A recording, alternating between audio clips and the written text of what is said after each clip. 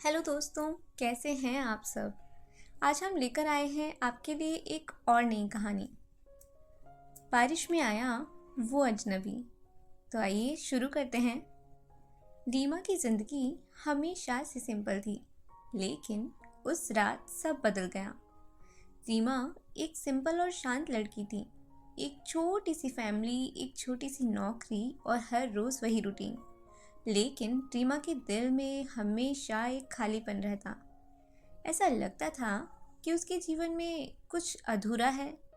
कोई याद जो खो गई हो, कोई कहानी जो अभी पूरी ही ना हुई हो।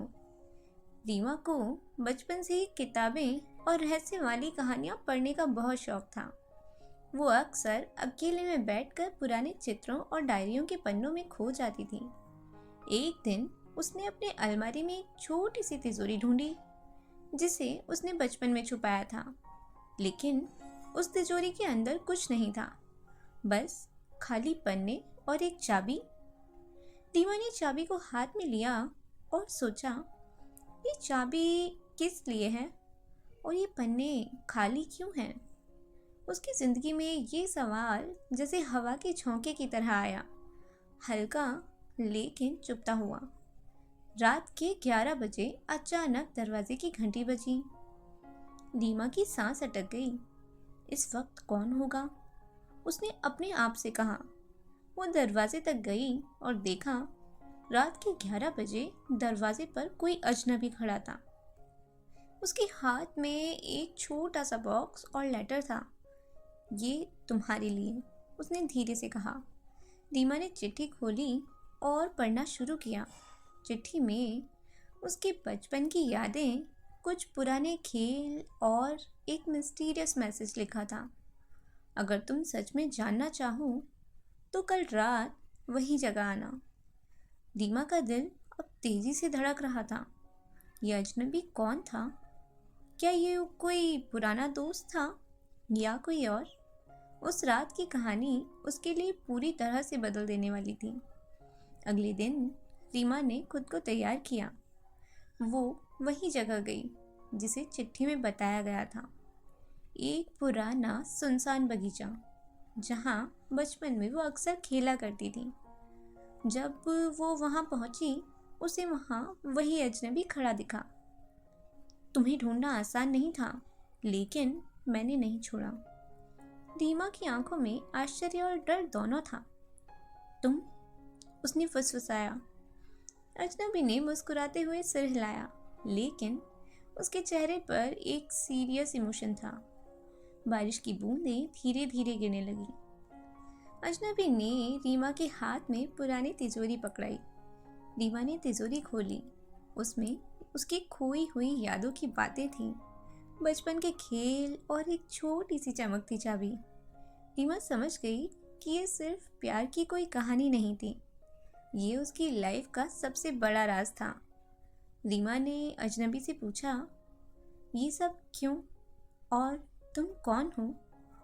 अजनबी ने धीरे से जवाब दिया, मैं वही हूँ जिसे तुम बचपन से पहचानती हो, पर जिसे तुम भूल चुकी हो। मैंने तुम्हें हमेशा देखा, हमेशा तुम्हारी सेफ्टी की फिक्र की। इसीलिए मैंने तुम्हारे सामने खुद को अजनबी रखा, ताकि तुम मेरी असली पहचान ना समझ पाओ। रीमा की आंखों में आंसू थे। तुम हमेशा मेरे साथ थे? अजनबी ने सिर हिलाया। हाँ, हर मुश्किल में, हर घड़ी में।